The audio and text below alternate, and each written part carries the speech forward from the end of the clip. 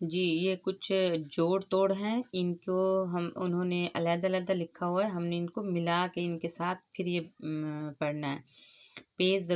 پے اڑے پڑ، ہے تے چھوٹیے تی، پڑھ تی، اب یہ مکمل ہوا ہے جوڑ توڑ۔ پھے، اب اس کے ساتھ کیا ملے گا تو یہ پھول بنے گا، پھے واو لام پھول۔ کاف میم رے، ہے کمرہ۔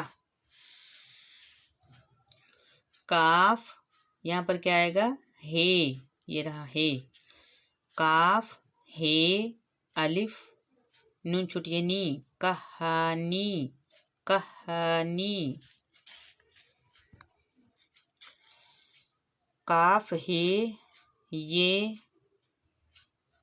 لام نون الف نا، کھیلنا، کھیلنا۔ جی یہ جوڑ توڑ تھے۔ امید ہے آج کا سبق آپ کو سمجھ میں آیا ہوگا، آج کے جوڑ توڑ سمجھ میں آئے ہوں گے۔ ہم امید کرتے ہیں کہ انشاءاللہ آپ ہمارے ساتھ رہیں گے تو آپ کے جو پڑھائی کے مسائل ہیں بچوں کے جوڑ توڑ کے، وہ انشاءاللہ حل ہو جائیں گے۔ رہیے ہمارے ساتھ، ملتے ہیں ایک اور ویڈیو میں۔